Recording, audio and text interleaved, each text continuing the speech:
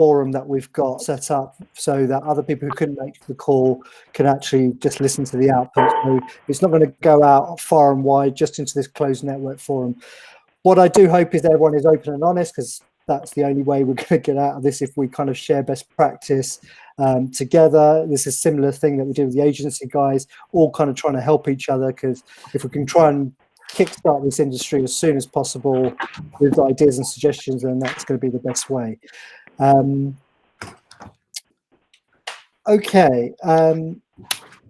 In terms of the agency roundtable, we talked everything from cancellations, of course, and postponements, which was the #1 topic that everybody wanted to talk about, government lobbying, talking about VAT on cancellations that are on booked programs, commissions on cancellations. We touched on internal staff and reduced hours, duty of care, working from home setups, and crisis management if you should be involved in a situation where there is somebody who's got to be self-isolated, if you've got a live program running.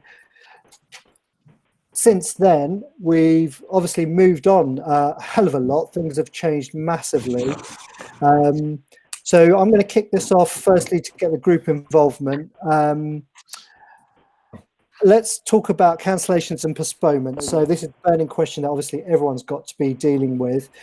Can we get a sense from the room of what people are doing in terms of cancellation and postponements? What have they found in the industry? What's worked well? What have agencies responded to? Who wants to take that one?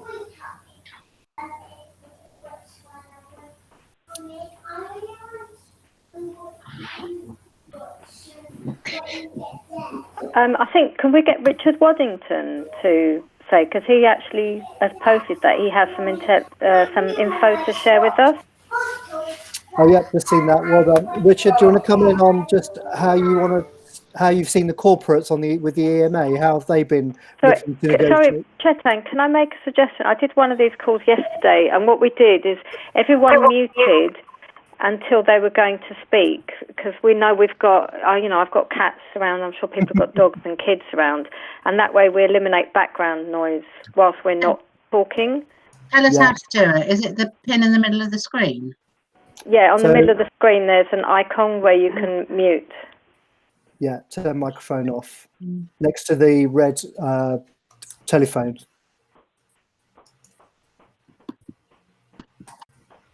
Okay, check. It's Richard. Can you hear me?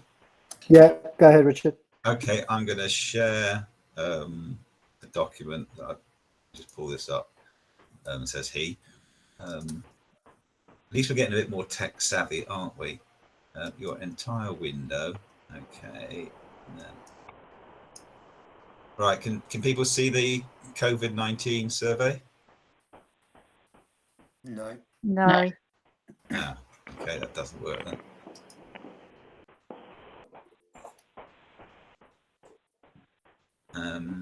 Okay, let me read you through it then quickly. It's not a lot, and this was taken at the beginning of the week.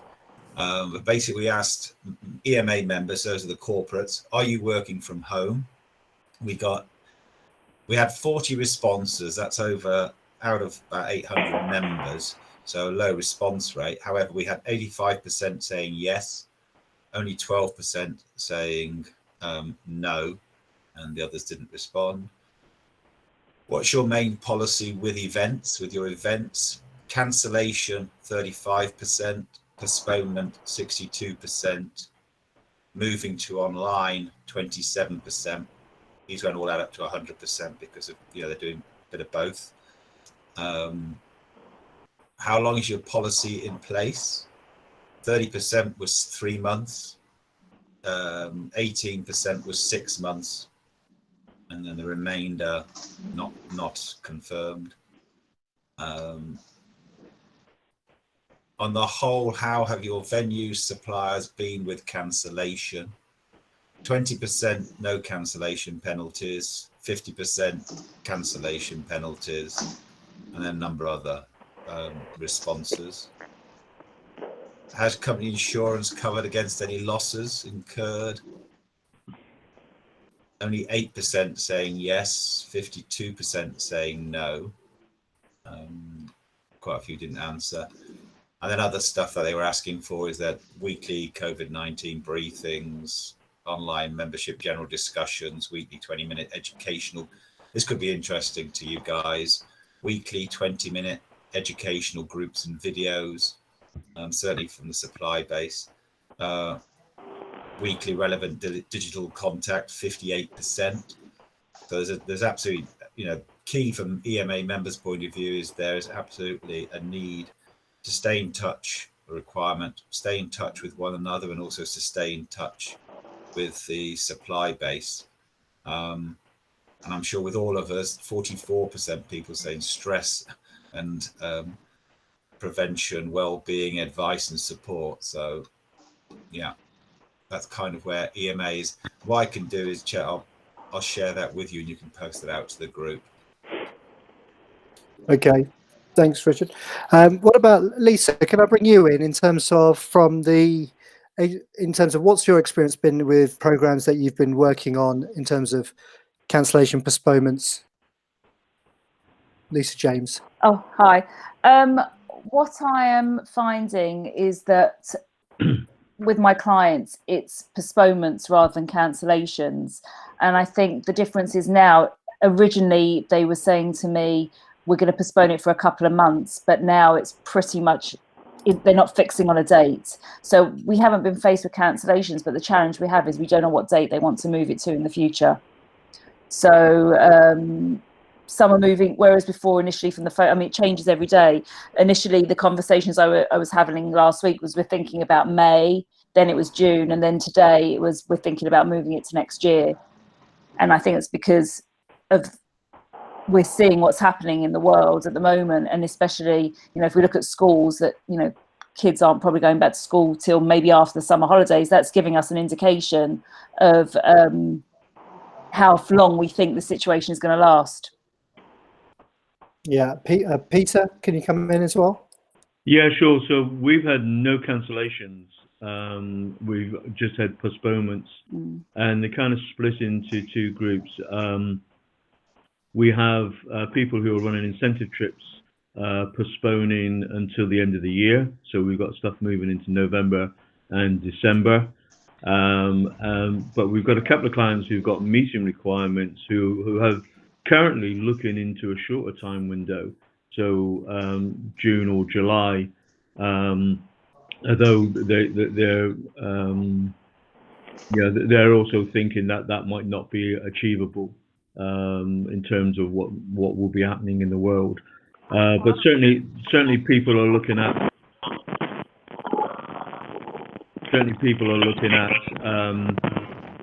still executing on trips the back end of the year. Okay, and what was interesting from the agency forum last week was, and again, I said the situation was almost quite different since a week ago, was that people were postponing, but actually one of the questions raised was, they are postponing, but in reality, are you just avoiding the inevitable, which is a cancellation? And so if you are trying to postpone and try and rebook for later in the year, A, availability is a problem. B, will it actually happen there? And are you actually better off just trying to move programs to an actual, to 2021? Don't know if anyone's got any thoughts on that and what they've seen. What about from the hotel side? We've got quite a few. We've got Landmark, Four Seasons, Corinthia. Any of you guys? Biltmore, I think, is on as well. What have you guys seen? Nick here from Four Seasons. We're really taking everything by case basis. I would say that the majority of our groups are postponing. Not all, we don't have dates for them all, but certainly we're looking to postpone as much as possible, as are our clients, which is good to know. We have had some already postponing to kind of May 21. And I think in this times, we just really need to stick together and try and be as flexible as possible and work as a team across the industry to make sure it works and we don't lose too much revenue between us. And are many of you, in terms of, let's stay on the hotel side, are many of you making all these changes without penalty, or is it still on a case-by-case basis? Have you got blanket terms? We've done everything on a case-by-case. If you have a case-by-case, each booking's individual, so it all depends. Some of our bookings were like next week. We've had to say you cancellation charges if they're further away, because some people are still cancelling for September. I've seen a few cancellations. So the most inquiries I'm getting now are really for next year. Sorry, Pareen. Just to say, when it comes to Belmont, we've got a blanket policy which I've shared with you, Chitin, recently. So very much the policy is for us, any group that was booked up until the 30th of June this year is able to use all the deposit paid towards a future booking up until 31st of December 2021. Ideally, we would love them to rebook the same property. But if that wasn't an issue, we give them the opportunity to use the deposit to rebook any Belmont hotel, train or cruise by 31st December 2021.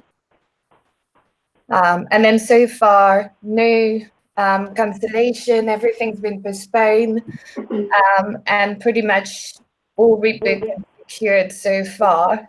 I think my question for people is, what do they do with new contracts or people who rebook for later who say, well, are you going to include something in your force majeure for COVID-19?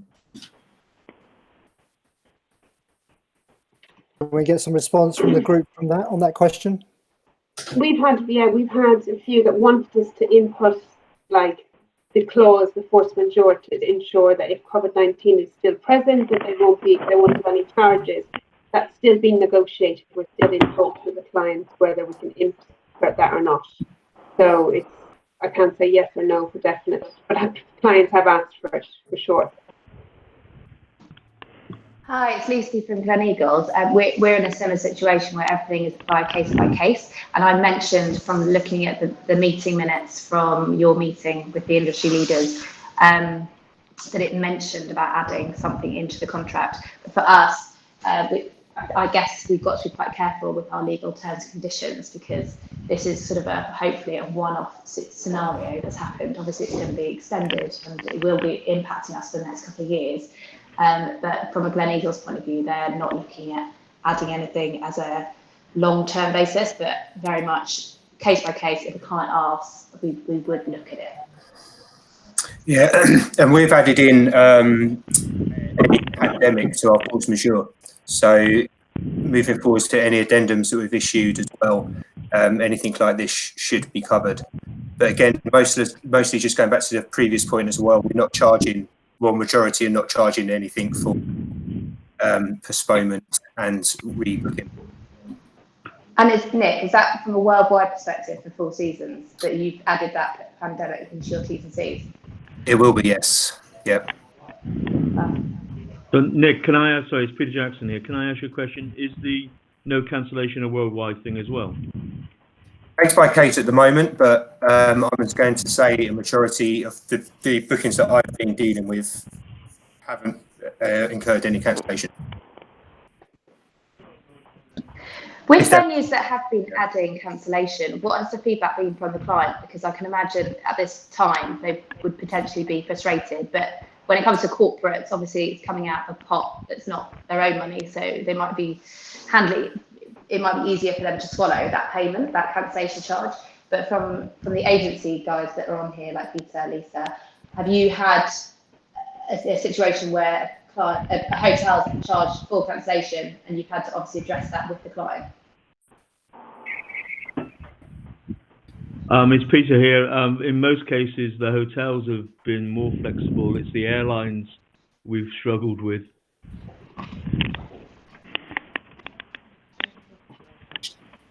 Okay. Peter, to your point, which you've posted as a question, if force majeure is unforeseen, yeah, and we're not, and obviously on the on the call list here, we don't have an insurance expert. We can get one for next time if you want to do this, but it won't necessarily be seen as unforeseen. But yeah, it's a good point.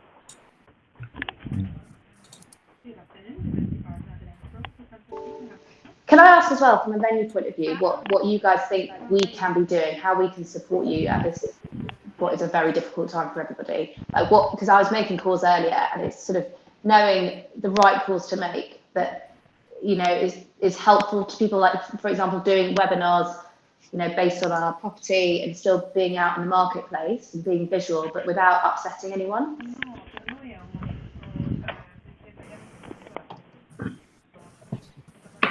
I think, sorry, it's Peter again. I think we're in different phases. I mean, right now, right this minute, I think, you know, all the agency colleagues I know are just trying to deal with current bookings and postponements and cancellations and new ways of working, and getting that done.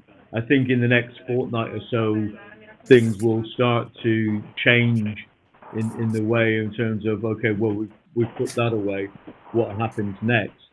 And certainly we have some clients who are looking to, who are vendors, incentivizing channel partners, starting to wonder, okay, when we come out the other side of this, what do we need to do?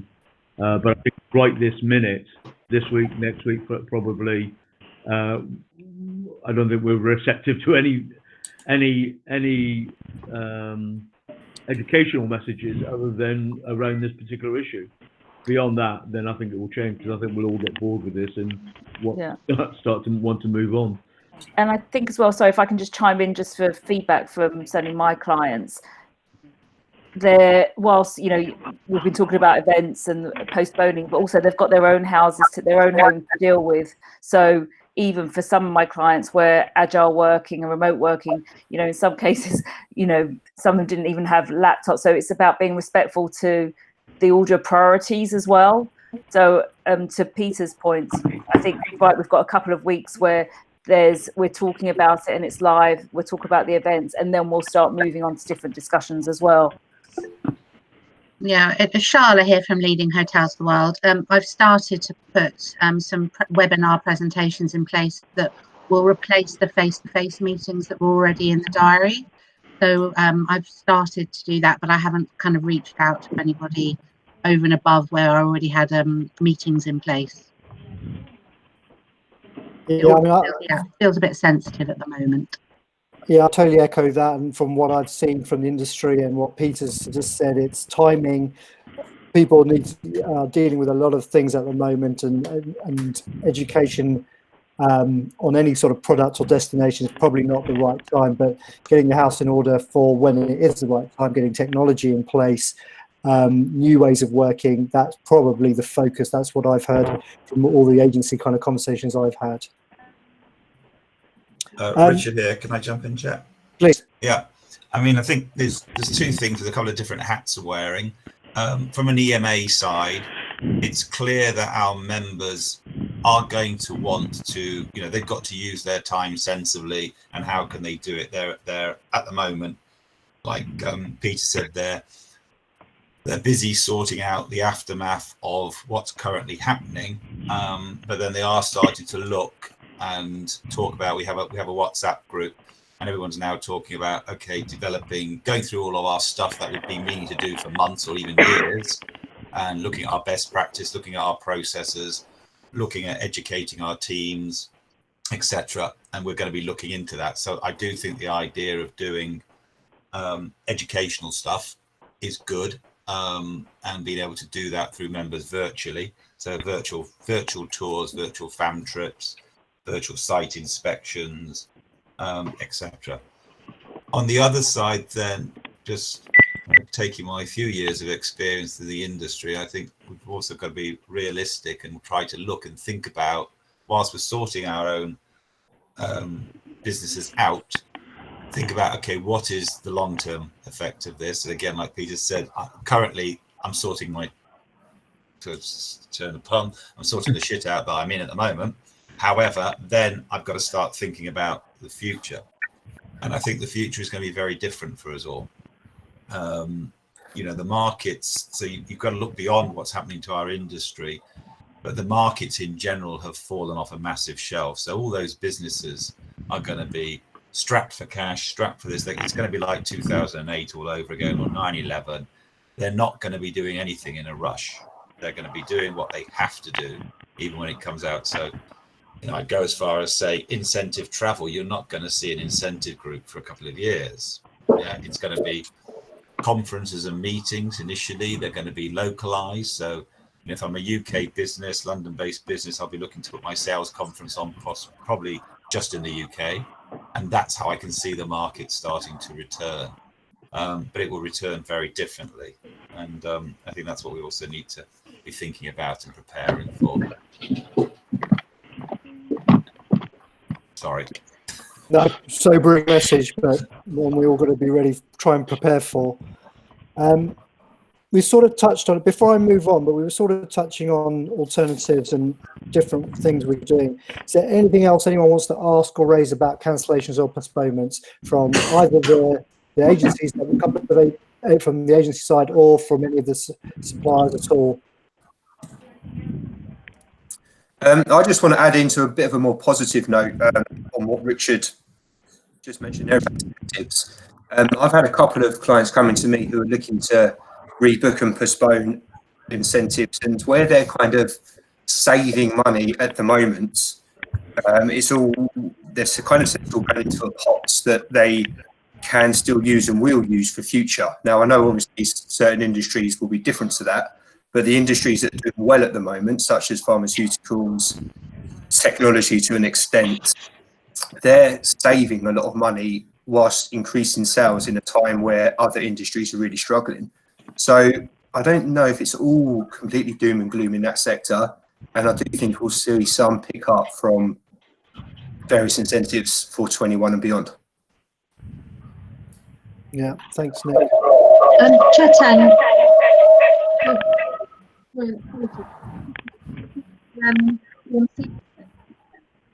Sorry, can't hear you, Mercedes.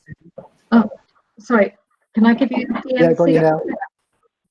The DMC, we're always the last in the chain, and we've had probably 50% postponement and 50% cancellations, and they've cancelled the DMC element, but they've kept the hotel because I don't know what sort of program they're going to have. And also those that have cancelled, it was they hadn't paid full amounts or maybe a small deposit to the DMC. So as we're further down the chain, I think we've been impacted maybe more than the hotels, because people will always pay the airlines first, secure the hotel, and then the ground program is left to the end. So our pipeline for the next, up until June, is obviously been decimated. Yeah, I can see. Yeah, I can understand that, and I wonder if, again, if we're going to try and throw any positive here, I wonder if, to Nick's point, when things do come back, yours is going to again be a last-minute request. Okay, we are coming back. We do need this. We do need that, but it's going to be back to that very short lead time. Quick, we need it. It's happening next week. We need services. We need transport. Okay, we've found budget to go for a dinner, whatever it might be. It may be that your services are all going to be needed very, very quick. Yeah, lead times are going to be terrible. Yeah, and that's something that concerns us, because obviously then we have a staffing issue and we'll be scrambling around to get staff. But that'd be a nice issue to have. Yes, yeah, and don't get me wrong. Part of this session, as it was last week, was very much almost a therapy. It's almost like we're not going to have all the answers for this session, but it is about.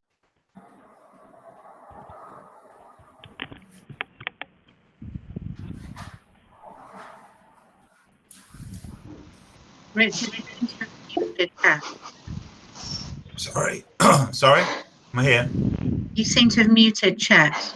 Right. Sorry. I don't know. There you go, you're back. Yeah. Sorry.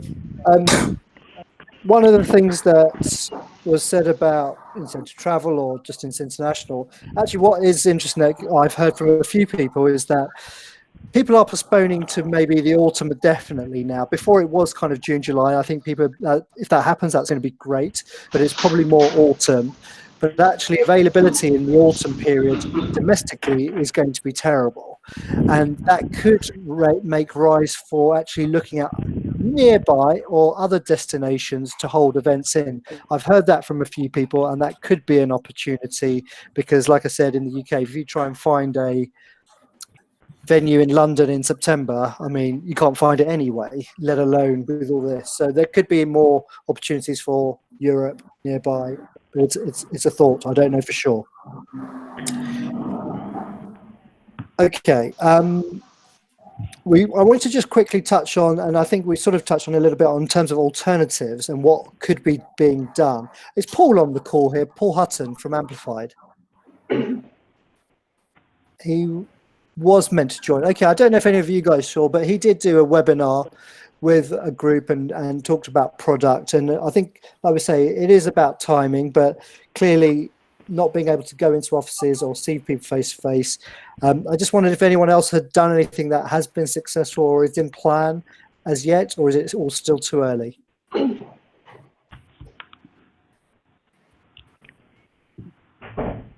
No, I mean, like I said, I've just got a couple of webinars set up with teams from agencies, but I'm curious as to, I mean, this seems like a really good tool, this Meet Google chat. Did you do a lot of research, Chetan, to see which was the best? Yeah, I mean, essentially, our email system is on G Suite, which is the Google suite, and with that you get this thing called Hangouts, which you just essentially have a link. And by all means, if anybody needs a link and needs me to set up a meeting and to do this, I'm happy just to set it up for you and provide the link for you. Just let me know what you need and when, and I'll put it into I'll give you the link. There are obviously Zoom is the very popular one that lots of people talk about, which is very good in terms of quality and actually not that expensive, I don't believe. Holds up to 50 people, I think. Crowdcast, and I'll post. I'll post a list of them. Thanks, Peter. Thanks for joining, Peter. He's just got to leave. Anyone else who's been actually looking at alternative things, whether it's not necessarily communicating, but actually doing other things in the meantime? Any other thoughts to share? Yeah, like clearing out databases and things. Yeah, well, it's all housekeeping. Admin, yes. Can I just say, a DMC in China is actually going to prepare a document or diary of what they've done the last 2 months, which we'll be sharing with the market. Because I think as they started their lockdown mid-February, it'd be good to know how they've managed to survive the last few months. Yeah, that'll be really interesting. Yeah, it's a good idea. Okay, let's move on to recovery as a topic. And what things, I mean, so what things are people doing to try and, yes, that's a good point. Sorry, Lisa, just if you've seen it said to get that from Italy. So if anyone's got, Mercedes, you've got CS events, right, in Italy? Yeah, they've been on, they're on day 10 now. So I'll be asking them for an update that we can share with everyone as well. Yeah, and Henriette from with Matika as well. So anyone who's got Italian DMC, getting that insight and or when it happens in Italy, hope, touch wood, that'll be really useful to have. Of course. Actually, Mutica have been on lockdown pretty much from when it all hit in Italy. I think they took the preventative measure to just take it into their own hands and started working from home immediately. So some of these guys have actually been on lockdown for well over 3 weeks now. So yeah, I think we can learn a lot from that, for sure. Okay. Sorry, I just sidetracked there, but I was asking, what are people doing to get, even if it's not now, to get the buyer confidence back? So is it things like flexible terms, booking without penalties? What are people doing?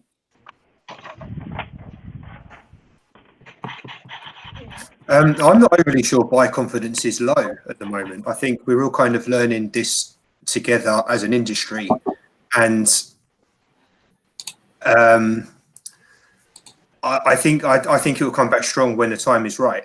I can't see the need to promote too much in the way of getting buyer confidence. Obviously, with force majeure, things maybe need to be looked at there, but I think it's the way you deal with it initially is going to be the biggest, the easiest and best result in getting that confidence back. There's a couple of things at play here, Chet. You've got, because in the group here, you've got people working for big hotel groups, but you've also got people who own small agencies and small businesses, and I think the impact on those people is quite different.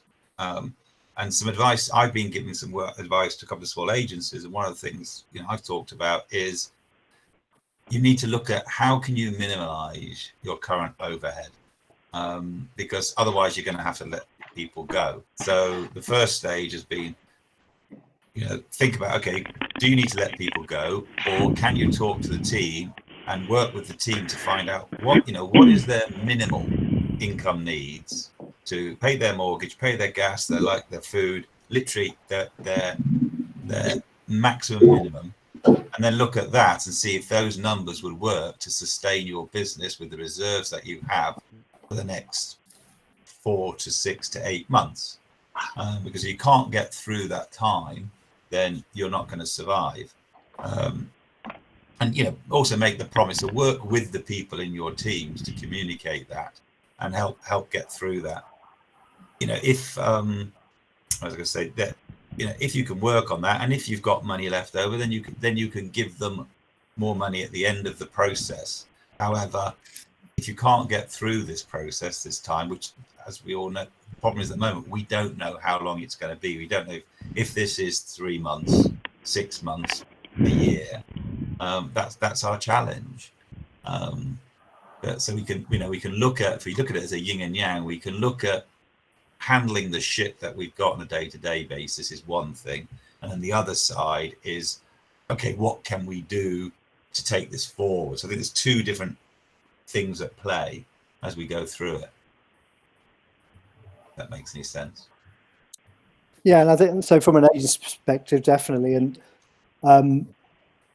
again, throwing back out to anyone else, is anyone else taking any other measures to try and stimulate interest, inquiries, bookings, or is it all still based around just trying to move existing bookings? Is that the only thing that people can really talk about at this point?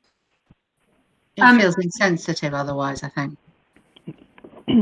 Yeah, I agree. And Anita here from NH Hotels. Behind the scenes, we're thinking up what can we do when the market turns around and this crisis is pretty much over. But at the moment, it's too sensitive. Everybody's too busy with fielding the postponements, so looking at new dates.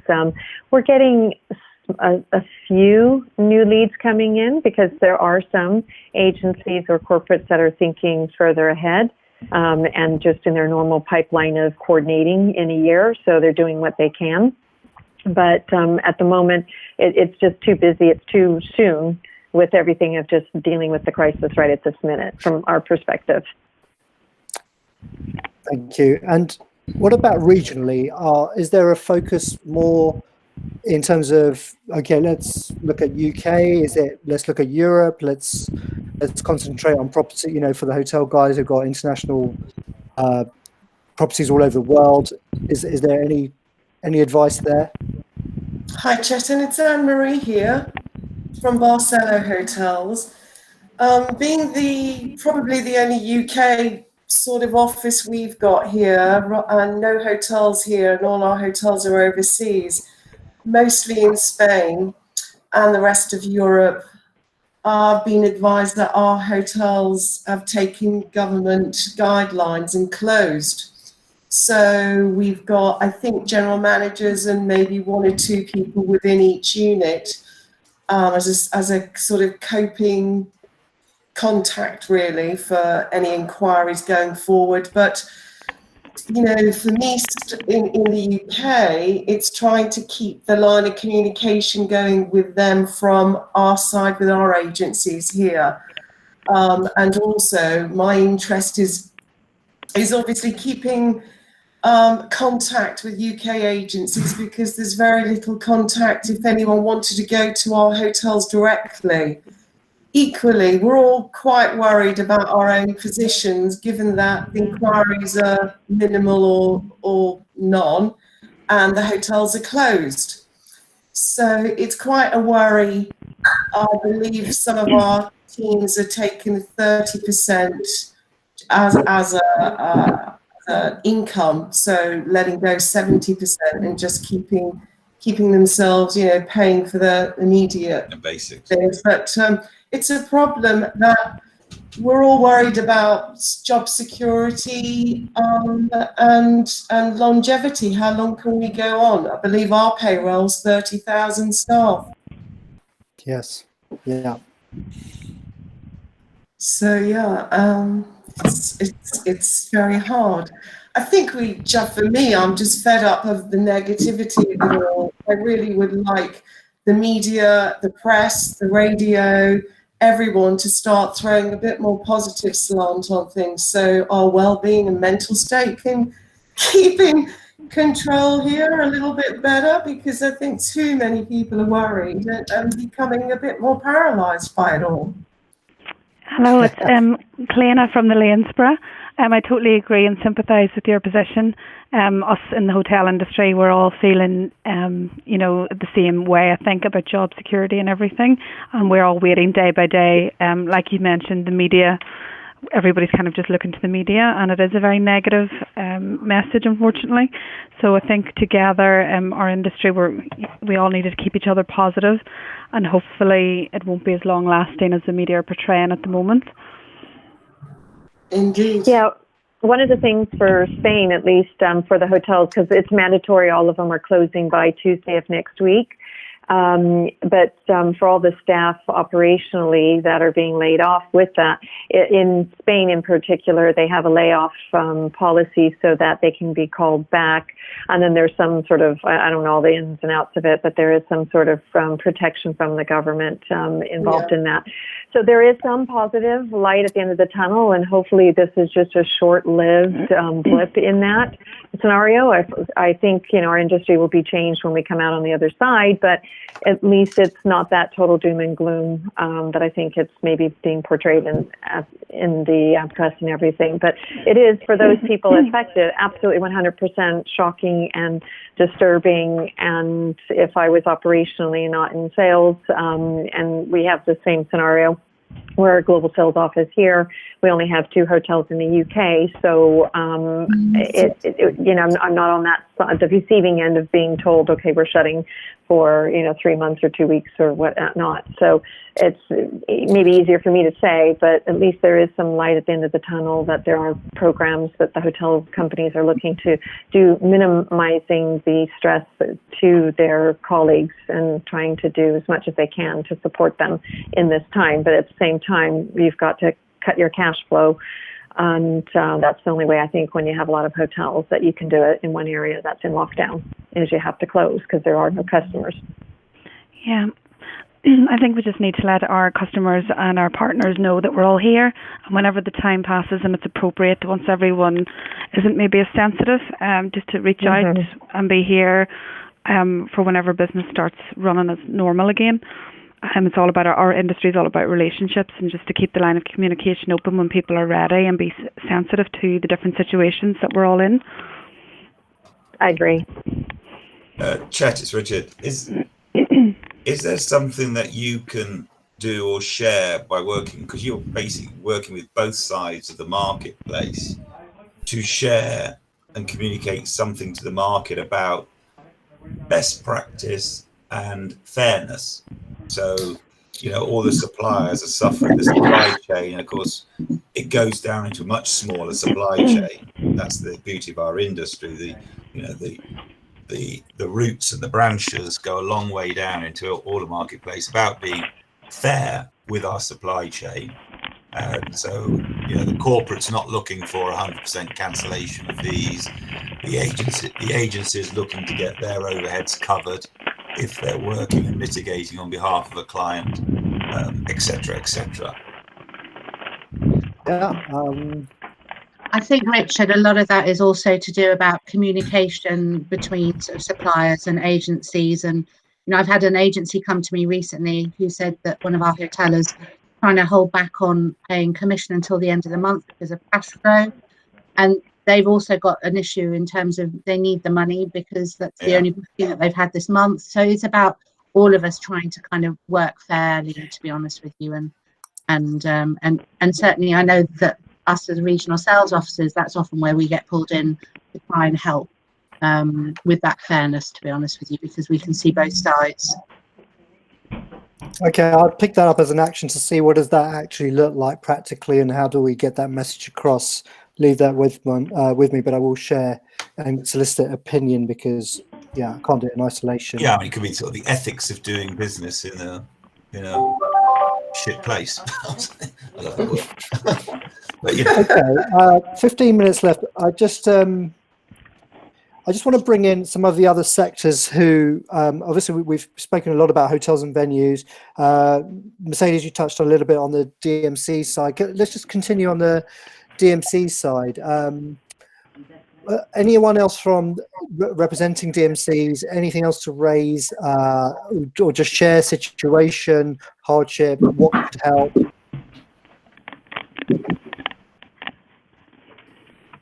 Is it just me on the phone then? No, got Henriette. No, I think. I'm here as well. Yeah, it's Henriette. I think one of the issues we've been seeing from a cancellation point of view is that it's a lot easier for global hotel chains and larger hotel companies to come up with policies. As DMCs, we're dealing a lot of the time with independent hotels. I'm finding like a lot of the small lodges in Africa, because maybe they're not as they're not feeling the effects of this just yet, and they're not seeing the spread of this virus within their own populations. A lot of them are taking a much harder stance, and I think that's been a big issue. And also trying to negotiate with people where we actually don't even know if these businesses are going to survive in a year's time when we go to rebook. So there's a lot of, I guess those are two big issues we're seeing, just trying to negotiate on agencies' behalf with some suppliers who just don't quite get it yet. And then also just this whole, we know that if we transport those branches that Richard was talking about, those people right at the very end of the food chain, they might not be around when it is time to then have these groups go ahead. So I think that's something that we're really we don't even know how to plan for that, but something that we're certainly concerned by. Okay. I'll echo that actually, Henriette, because the issue we've had is that's why people have cancelled rather than postpone, because they don't know if they're doing a dine around. We can't book a dine around for them because we don't know what restaurants are going to be there. We don't know if the venues are going to survive, etc. The coach companies. So I think that's probably why they've cancelled the ground programs and hedging their bets on the hotel. Let's okay, thanks guys. On the airline front, I know we've got Daniel and we've got Maris. So on the airline perspective, can we get a viewpoint on situation, what's been done to help groups? Yeah, over to you guys. Thank you, Chetan. Can you hear me okay? Yeah. Yeah, so I think it's interesting to hear everyone's views, and I guess where we are from an aviation perspective at the moment is in the thick of operational elements at the moment in terms of repatriating people who need to get where they need to get to, and in the thick of that. So we're very much in a current crisis mode, and then looking forward to rationalising schedules based upon demand. And I think one of the challenges that we have is forecasting where capacity is likely to be required. So us, like other carriers, are at the moment trying to cancel flights in capacity according to demand, and we're doing that through until the end of June, where we've rationalised demand. Many countries in the world, obviously, at the moment, are restricting entry. So we're very much in that place of dealing with current position. I mean, I think what we have said to the team is it's really, really important that we stay engaged with customers, with partners, because actually engaging customers and partners in what we're doing is helpful. We know that at some point this business will come back in some shape and form. Corporates are very, very quiet at the moment, but maintaining that dialogue and engaging with people is very important.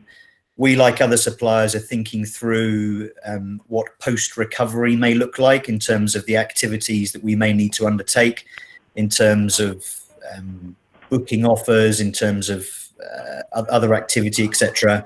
And we're also working hard to try and establish what activities can we undertake in a period, the new normality of theoretically where there may not be much actually happening in terms of actually flying or customers booking or much activity. So be that education for staff, for other suppliers, etc. And it's interesting to hear people's views here on other activities that agencies may be taking and that we can potentially participate in, so that we can still maintain market and interest. I think we're absolutely right not to be actively promoting new bookings at the moment. I don't think that's appropriate. I think we've got enough challenges in the market, but there will come a place, and whether that place is a week away, a month away, or several months away, when we're all going to be looking forward and looking to see how we can stimulate demand going forward. So I think those are the key things from us. I think if I was going to be optimistic and trying to share a positive view, we are certainly slightly encouraged to see potential green shoots of recovery in parts of Asia as this wave of virus tends to be spreading east to west. There is a concern there may be a second wave arising in the east, which isn't overly encouraging, but certainly the situation in China seems to be improving somewhat. So we're somewhat encouraged by that, but we're aware there's a very long journey ahead of us. Richard, Daniel, I agree with you there that the green shoots in China are going to be a big telltale in the next month, whether it comes back again when people do start to venture out and go back to work and everything else, or whether it stays quiet. I think that's going to be really important on the global markets. Okay. Chetan, hi, yes. Chetan. It's Alison Cryer from Antor. I don't know if you want a destinations point of view. Please. Tourist boards. Hi, everybody. I'm on silence at the moment most of the time because my phone line's terrible, so apologies if this is a bad line for you. Most of the tourist boards or members of Antor are facing dramatic budget cuts. Money's being clawed back to be put into other areas other than promotion.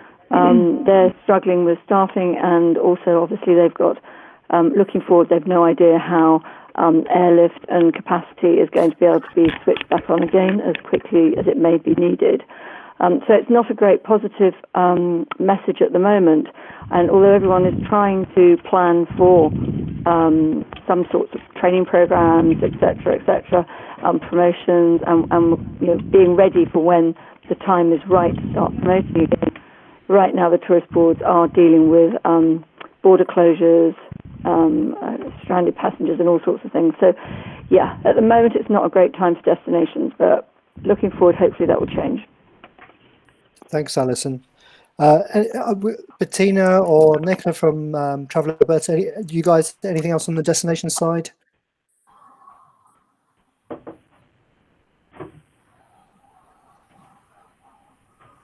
Nope. Okay. Hi everyone. It's Bettina. Or Nicola, do you want to go ahead? It's me. Yes, Bettina from Switzerland. So yeah, we've seen some confirmations again from China this week. So it's starting to get better again there.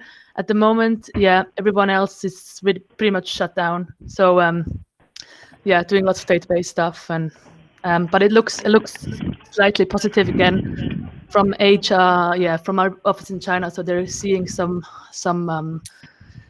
companies who want to confirm actually an incentive, in fact. So that's actually interesting. Yep. Bettina, is that for this year or for next year? I'm not sure. I just heard about that yesterday. I don't think this year. I think it's for next year. Yeah. Hi, it's Nicola here. Sorry, I had my microphone blocked. So yeah, just to echo the situation for destinations, it's pretty dire for us. In Alberta, sadly, 4,000 Banff locals were laid off yesterday. Tourism is what we do. It's a national park. It's a massively challenging time. There are 8,000 locals living in Banff, and 4,000 of them are currently now without jobs. So it's a tremendously challenging time for us. And I think, just to echo what everybody's saying, I think it's a time for just dealing with the present and being very mindful of destinations that certainly I'm representing, and just trying to support them in the best way I possibly can, which is to continually provide feedback updates on this market, and again taking stock and taking time to think about our message going forward. But I feel like right now I'm just fielding the never-ending information that's coming from our destinations, and it's pretty tough. And again, not knowing when we will be ready to start bringing people back into the destination, and just what the future is for our organisations and our own positions, our own jobs. But I think we have to stay positive if we can, and stay strong. And I think it's about communicating when the time is right. And I think my book, again, Chetan, and your unique situation in having a strong role to play with the suppliers and the clients is just keeping this conversation going, and keeping just talking to one another, and knowing when the time is right for us to then be sending those messages and talking about our destinations, and just being there to support in whatever way we can. I think that's all we can do. But it's certainly tough times still to come, sadly, I think, for my part of the world. Yeah, thank you, Nicola. So just a couple of minutes left. I'd like to just close on the objective of this was just to get, like it was with the agencies, just to get people around a table. And as to Charlie's exact point, I wanted to know, I didn't expect lots of solutions out of this one, but I do, as Nicola just said, good to keep talking, good to hear other people's stories, pains, even if they're quite tough to hear, but hopefully we can together, by talking, come out of this. So you can quickly come up with this separately online as well. What are the key benefits of doing this apart from just talking? I mean, would you prefer to, have more agencies to hear their side because they're at the sharp end talking to the clients? Rich has, experience talking to the corporates. Is that really? What else could help? Who'd like to just say a few things, but also I'll follow up separately. I think to hear from both sides would be really useful moving forward. I think to hear from the agencies, maybe just to have a couple on board, like we've just done with Peter and Lisa. I think to hear their side of it is very, very important right now. But yeah, I mean, I think we'd be led by what everybody's needs are at this time. I think as well from an agency side, we were in the spirit, certainly with us at Wentworth, we're in the spirit, the same as all my fellow agency owners, to being proactive and help our clients. So this has been particularly useful to, we'll have a great understanding of how hotels work, but to know as the circumstances change and you're hearing feedback directly from us, what you can do to help us to then help our clients, I think is a really good open dialogue to keep going, because certainly from the conversations I have with clients, as we said before, they have other issues they're dealing with. If we can help them, it will help all of us as well to be collaborative in that space. Okay. Good. Well, I'll follow up with just to see. Okay, and so we've got the agency one. That at the end of that, the two things that came out of it was they wanted another session, which we're doing virtually next week. Which again, of course, we'll follow up with this community. We've deliberately kept them separate in some context because of very different conversations going on, but we can do a joint one. The second thing was the forum, that they wanted to not wait 2 weeks to have this collaboration. So the forum is there for you to post questions, ideas, issues. So please do use that. Okay, well, it's coming up to 4. Any final words? Otherwise, I'll get your feedback post this to see what you'd like to see next, or when you'd like the next kind of virtual call, if at all. Any other final comments? Yeah, Chet, it's Richard. I think not now, but in the future, and not too distant future, you will get to a point that you could be running educational events over the network like this, whereas you are presenting maybe 5 properties or 3 destinations and stuff like that to the buyers, because they need to continue their education, which they currently cannot do by going on site inspections and fam trips and stuff like that. And they are either going to be sitting at home or looking, even if they've been made redundant, they're going to look to get back into the business, and they're going to need to build up their knowledge bank as much as possible. So I think you are in a good place to be supporting suppliers and destinations with that back into the buyer market. Yeah, cool. Whatever. Well, this is what we need. We need to hear what you guys need. Okay. Anyone else? Any final thoughts? If not, please sign off. Thank you so much for your time. Let's stick together. Thanks for organising it, Chet. Yeah, thank you, and stay safe, everybody. Thanks. Thanks, Take care, everyone. Stay safe and healthy.